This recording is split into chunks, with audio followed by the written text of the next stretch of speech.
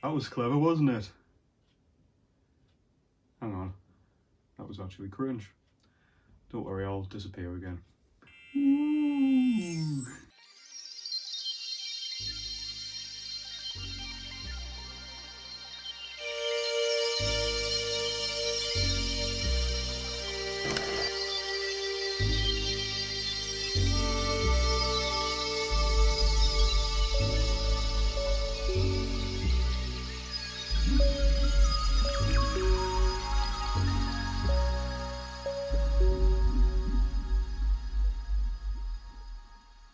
Hello everybody, hope you're doing well. Today it is ABBA to ZAPPA once again, and I'm going to be covering part N. So thank Christ, compared to part M, this is going to be a way shorter one, so I'm going to make the most of that and not keep you guys here too long. So here we go, we'll just get straight into it. So straight off the bat, I think we've got something that's been very suitable for the weather that I've been having, at least over here in the northeast of England. So this is Nadia, I believe they're pronounced, or Nadia, no idea. But these guys are like, it's a two group, I think it's a man and a woman, and I believe they're American, and they kind of do drone metal mixed with ambient and sometimes like sort of death metal as well. It's a weird combination, but there's only 3 tracks and all of them are like monumentally large in size, and especially the last track, it's just like, it's one of those ones where you look at the cover and it just makes you feel like you're right there. So if you want something like that, then this is a thing to go to. It's, like I say, very cinematic sounding and just extremely dense sound and very noisy and perfectly atmospheric, and like I say, perfect for the winter theme.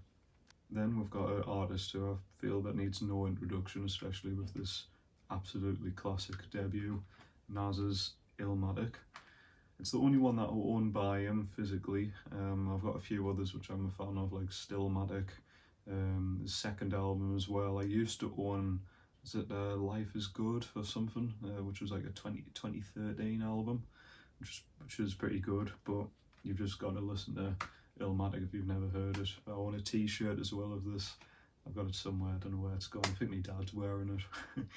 And anyways, this is just phenomenal. It's a fantastic album, and the fact that the guy made it at such a young age is just even more mind-blowing. And like I say, you can just basically say any track is a classic. And this is one of the first hip-hop albums I ever really tried. So I got into this when I was like 12 or 13. And I remember just listening to New York State of Mind and just thinking, this is really hellish. And songs like Life's a Bitch and The World Is Yours, like, it's still hard hitting, but he balances the sort of urban sounds with like melodic sounds, and I just thought it was great. Again, songs like Memory Lane, Halftime, of course. There's loads of classics on here. It Ain't Hard to Tell, of course, too. Just, it's a brilliant album, and I don't know what you're doing if you haven't heard this album yet. One of my good friends kindly bought us a couple of albums by The National, who are a very renowned indie rock group, and the only album I actually tried by them originally was an album from 2014 or 15. It's the one with like the head sticking out of the mirror. Oh, the name escapes us, but I did really enjoy it. And this is like 2 albums which are considered some of their best. So like Boxer is the one that came out before High Violet, is it? Yeah, High Violet. And I've only heard these each, I think, once, so I'm definitely not a person to go by in regards to an opinion on these 2, but they're really solid. And again, just if you like your indie rock, they're well worth a try. I know like the song Fake Empire, for example, is a highly regarded song, and there's a few tracks as well off High Violet which are really high regarded too. But yeah, just give them a shot yourself, see what you think, and I need to give these more of a listen, definitely. Then we've got 2 albums by the krautrock legends, that is Noi, and these guys released a few albums under just sort of their name. So this one I believe came out in 1969, and there's this one which I'm sure came out in 75. And yeah, they're good. I mean, like, they're mostly instrumental. They're like, again, krautrock. If you're unfamiliar with that term, it's like I say, like it's based in Germany really, and it's kind of just, it's a form of progressive rock, I'd call it, but it usually focuses on like a very repetitive rhythm, and is usually quite hypnotic sounding. And I definitely put that with the 69, which has slight psychedelic rock sounds to it, but I think I prefer the 75 one personally. But both of them, again, if you're into doing a bit diving into what are known as classics, then both of them are well worth checking out. Okay, this is definitely up there with one of the best finds and one of the best deals I've ever gotten in all of my history of buying CDs. And I couldn't believe it when I saw it. It was in like a Mary Curie, which is like a sort of like charity shop that's over here in the UK. I don't know if it's a global charity, but I just had a flick through, just going through them, not expecting anything. And of all albums, a Neurosis album appeared. Never tried them prior to getting this album. And this album, Through Silver in Blood, and this album, Through Silver in Blood, is like one of my favourite metal records ever. It's just, I think it's from '96, and it's so apocalyptic sounding. It just sounds like if there was to ever be a case where a third world war would to happen, this sounds like it. And to be a bit more specific, it's got a lot of, I feel like, people's fears with the Cold War and something like just awful happening through that, let's just say.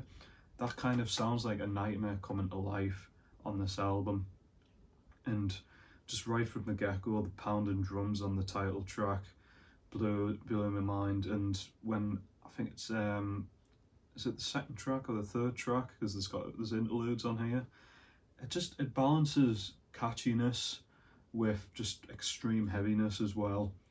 And it's just like I say, it's a very nightmarish sounding album. It's not a feel-good record, absolutely not, but in terms of just the sonic sounds to it and the like mood it puts us in, very few albums have succeeded in putting us into such a like escapism like mindset. Like I say, definitely not a positive one, but it's got to be one of my favourite albums ever, and definitely one of my favourite metal records ever.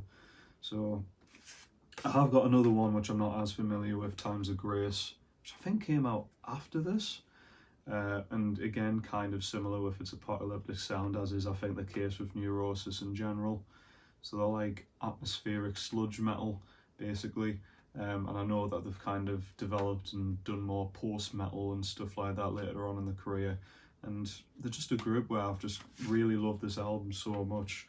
I want to give this more of a try, and I'm well look forward to getting around to listening to more of their stuff. Absolutely. So at least I can say that this album is excellent. And like I say, for £1, I was like, oh my god, what a deal. So that's Neurosis.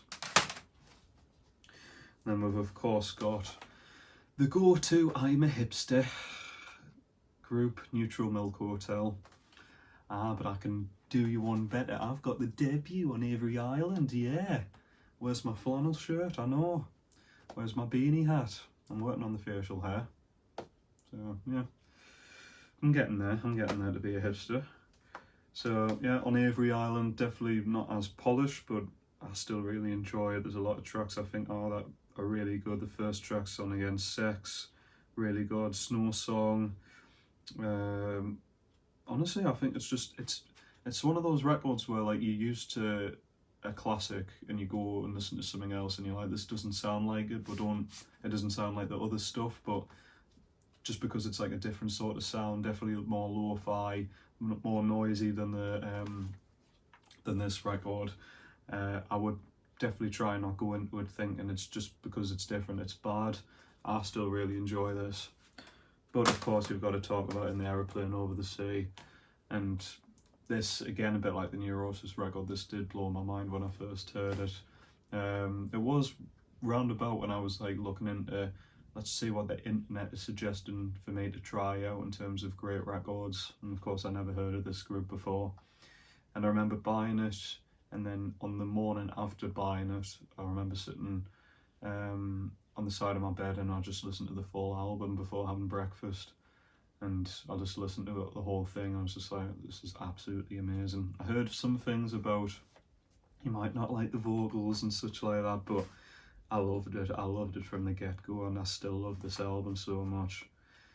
So, I mean, what else can you say about it? Loads of people have talked about it. Like I say, it is a classic in its own regard.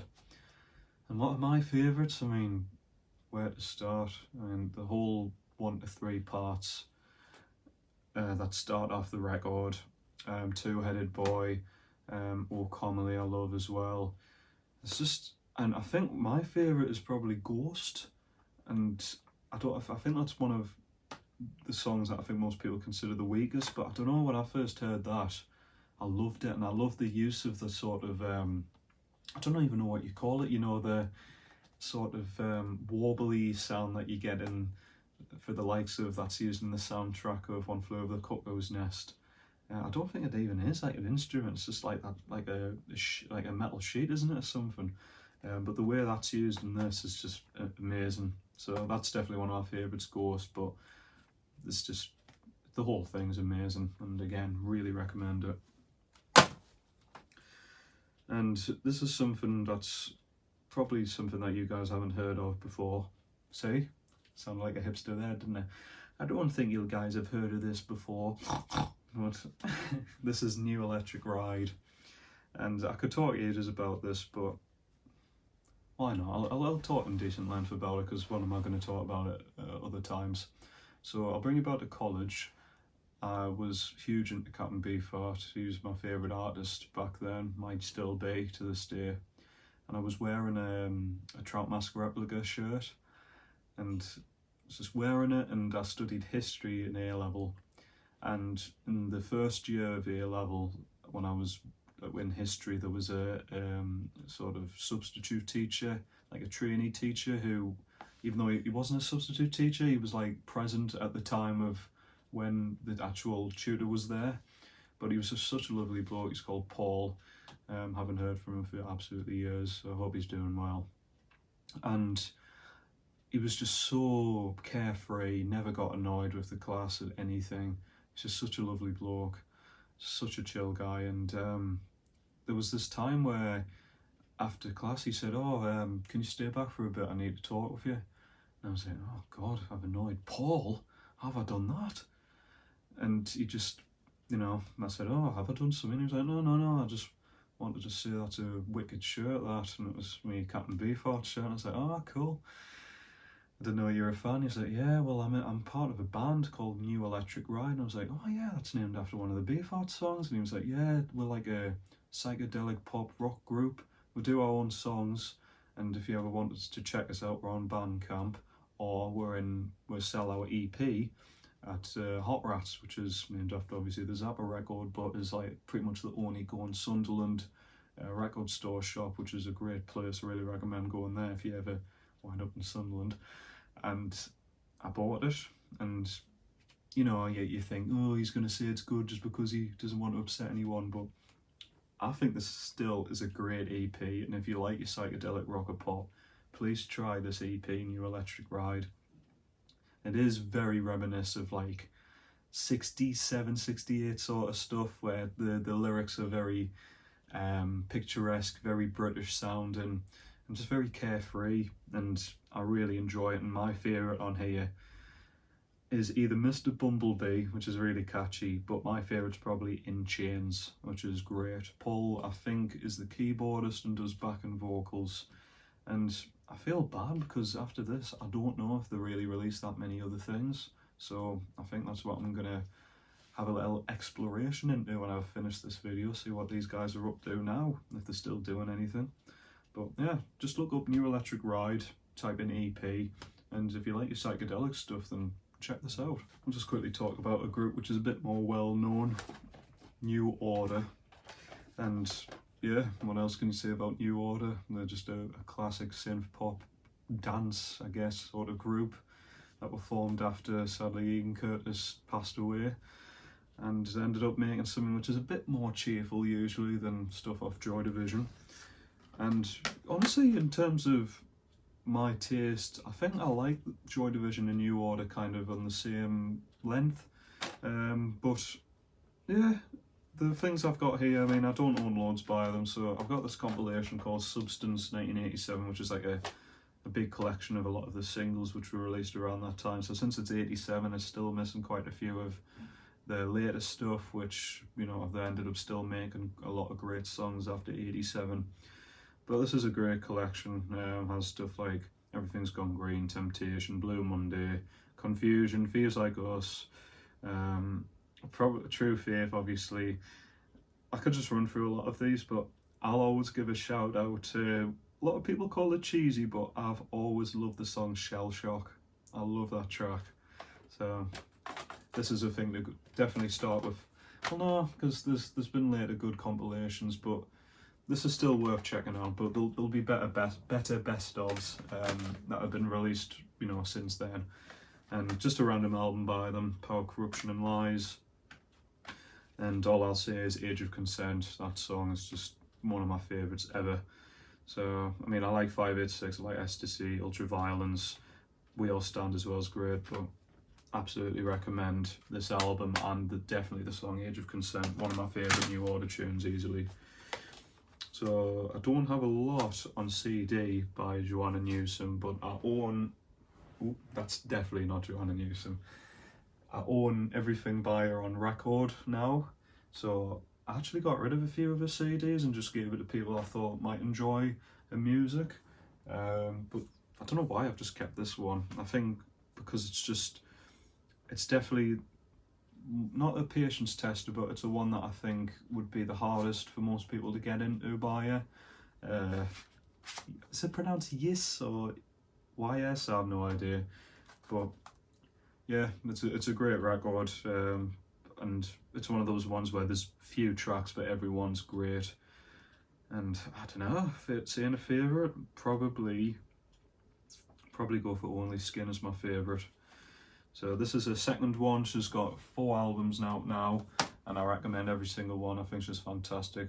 I love her voice. Would be very a Marmite voice maybe to some people. I think on her later records, I think it's not as an acquired taste. She sort of has a more mature voice, I suppose you call it. But especially with stuff like a debut where she's got songs like Peach Plum Peck, oh, that's hard to say.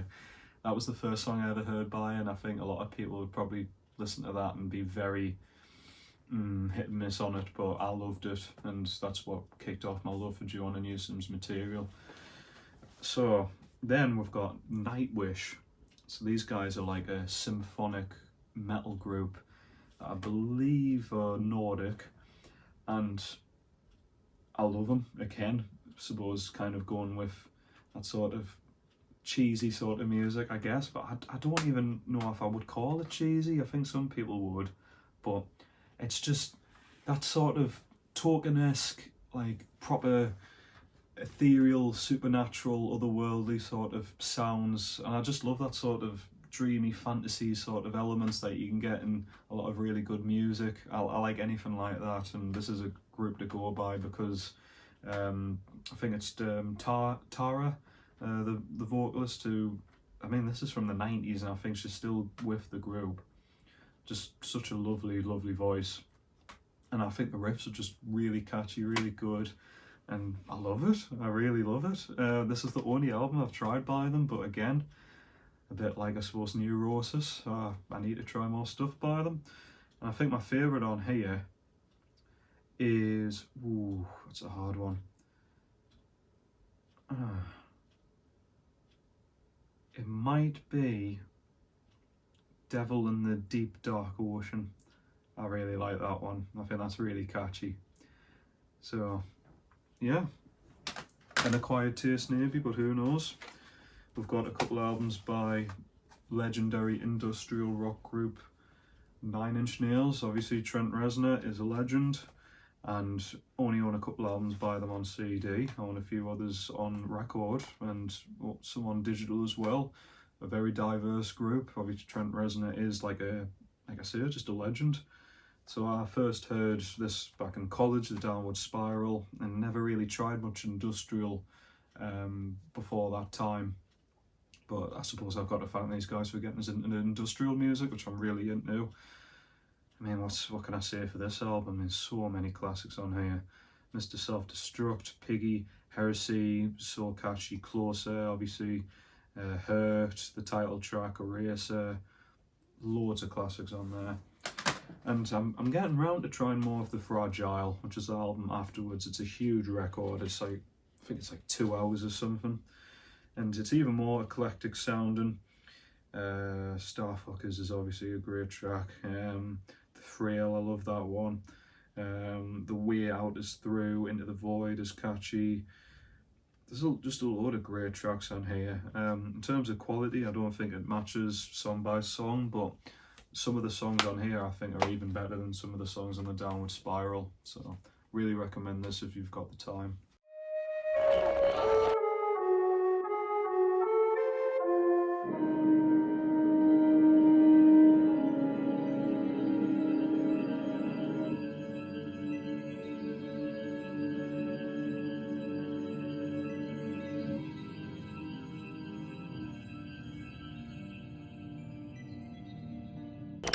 Jeez, we're talking about a lot of legendary artists in this installment, absolutely. We've got Nirvana.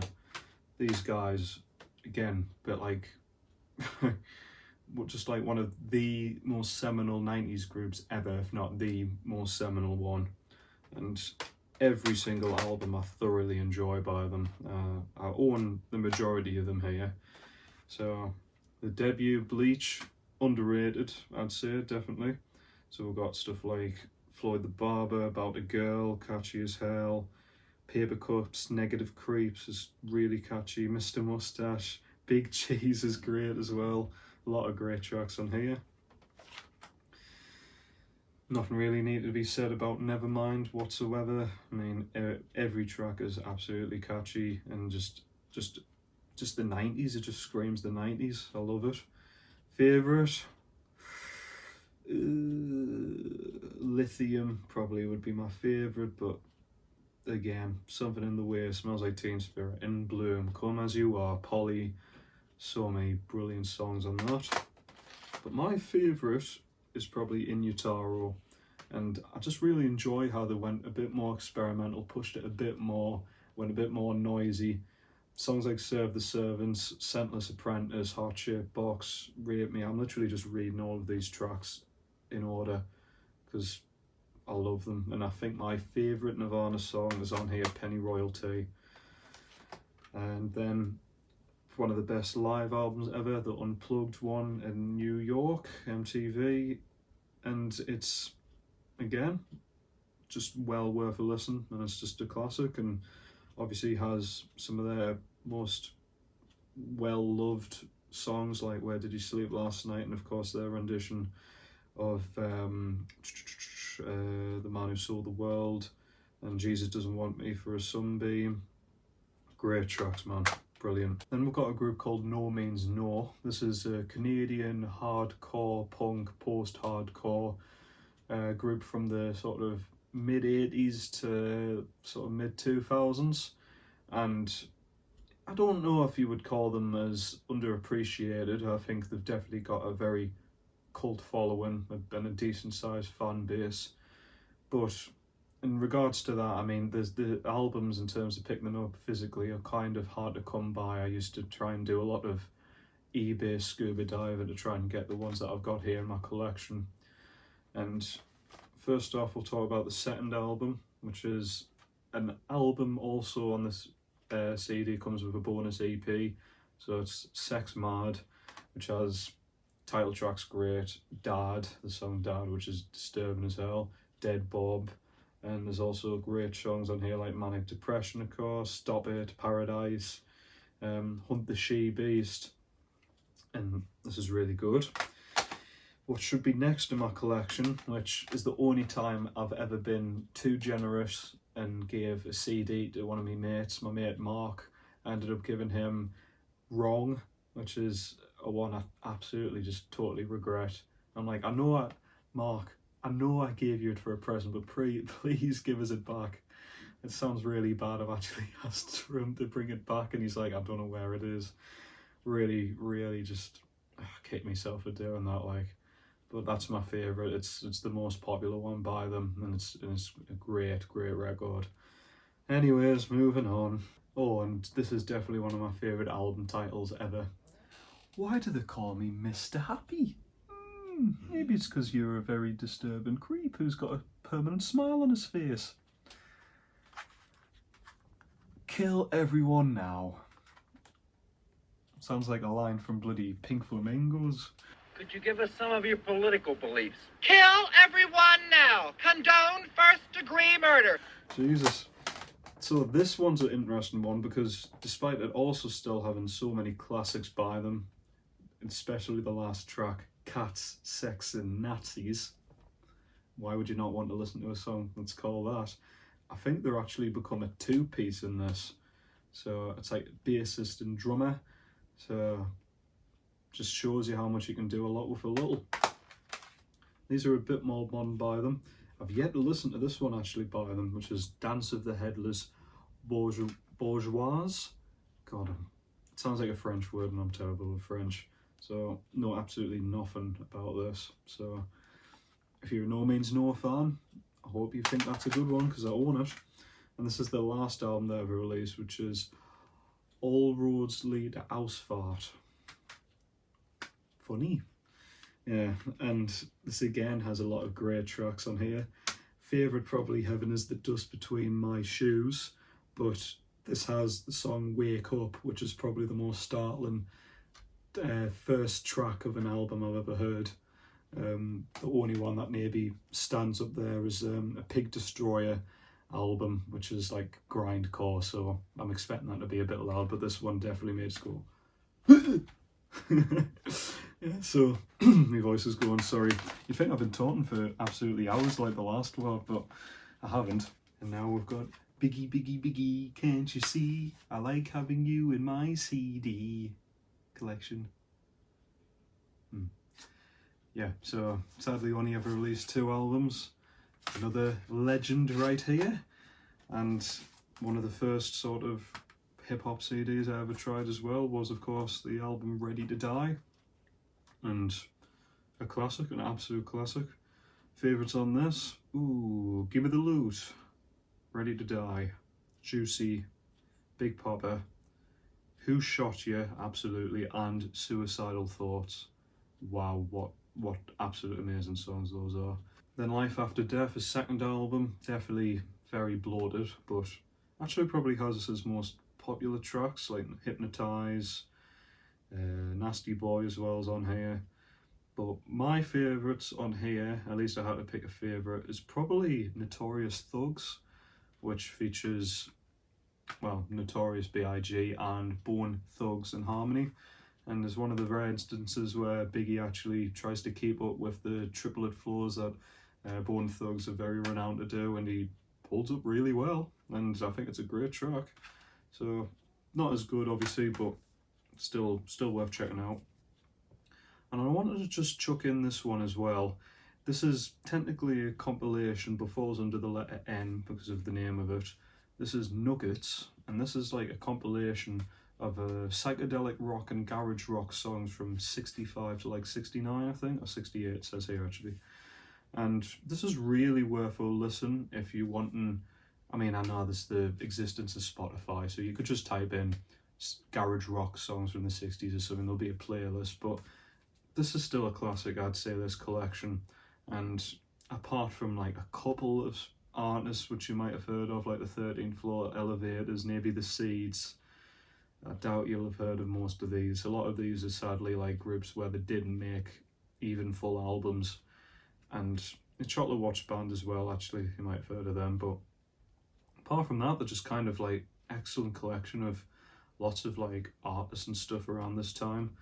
and a lot of great tracks on here, like The Strange Love's Nighttime, the thing that kicks it off, I Had Too Much to Dream by the Electric Prunes, catchy as hell, and I think the whole thing is just well worth a listen. No dud really, and yeah, if you find it, I mean, if you want it on CD, feel free, but I'm sure you can at least get this on Spotify or any streaming service. I'm sure there was actually follow-up volumes that were made, so there might actually exist like a big box set of all of the different volumes, so that would be a great playlist to have a listen to and put on shuffle. But this is still worth having in your collection, definitely, if you like your psychedelic rock and garage rock stuff. That's the end of part N of my CD collection, everybody. Hope you've enjoyed watching this. It won't hopefully be too long of a time when I get round to doing part O. And yeah, hope you're all hanging on there, plowing through this COVID shit still. Yep. But hopefully we'll look back on this in a year's time or something like that and think, yeah, we'll live through that. I hope in a year's time we think that and not still be in this shit. But anyways, yeah, so hope you're doing all right, everybody. I'll see you soon. Bye for now.